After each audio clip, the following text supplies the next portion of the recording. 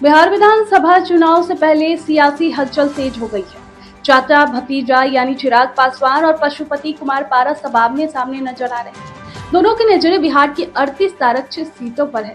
चिराग पासवान पहले ही एनडीए के मजबूत नेता माने जाते हैं, जबकि पशुपति पारस एनडीए से दूरी बनाए हुए महागठबंधन के करीब पहुंचने की कोशिश में है। अब खबर यह है कि आरजेडी उन्हें विधानसभा चुनाव में सीटों का ऑफर दे सकती है। बिहार की राजनीति में अनुसूचित जाति, खासकर पासवान समुदाय की भूमिका बेहद अहम है। आबादी का लगभग 19.65% हिस्सा अनुसूचित जाति वर्ग से आता है, जिसमें पासवान समाज का योगदान 5.3% है।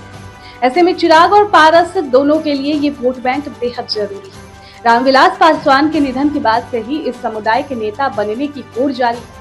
चिराग ने अपने नेतृत्व में पिछली बार शानदार प्रदर्शन किया था, वहीं पारस एनडीए से अलग होकर अब नई राजनीतिक जमीन तलाश रहे हैं। चिराग को जहां पासवान समाज का असली वारिस माना जा रहा है, वहीं पारस को लेकर महागठबंधन को उम्मीद है कि वो वोटों में सेंध लगा सकते हैं। राजनीतिक विश्लेषकों का कहना है कि अगर पारस महागठबंधन से जुड़ते हैं तो एनडीए को नुकसान हो सकता है।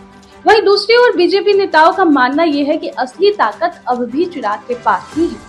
तो कुल मिलाकर बिहार की राजनीति में चाचा भतीजा का ये टकराव विधानसभा चुनाव को और दिलचस्प बना देगा। आने वाले दिनों में राजनीतिक समीकरण तेजी से बदल सकते हैं और बिहार की सत्ता तक पहुंचने की लड़ाई और भी रोमांचक हो सकता है। लोजपा के शानदार प्रदर्शन ने चिराग को अपने पिता के राजनीतिक उत्तराधिकारी के रूप में स्थापित कर दिया और उन्हें बिहार में एनडीए में एक प्रमुख घटक के रूप में भी स्थापित कर दिया। बीजेपी नेता दबी जुबान में कहते हैं कि पारस का एनडीए से अलग होने का फैसला अच्छा हुआ। नेता ने कहा कि महागठबंधन को उन्हें आजमाने दीजिए, वो शायद ही कभी जमीन पर रहे हो। चिराग पासवान समुदाय के एकमात्र नेता है और रामविलास पासवान की विरासत को आगे बढ़ाने वाले हैं। हालांकि पूर्व केंद्रीय मंत्री के पास अपने भतीजे और प्रतिद्वंदी चिराग पासवान जैसे राजनीतिक ताकत नहीं दिखती, लेकिन विपक्ष उनका इस्तेमाल पासवान वोटों को विभाजित करने के लिए कर सकता है। यार, इस पर आपकी क्या राय है? कमेंट बॉक्स में मुझे बताएं।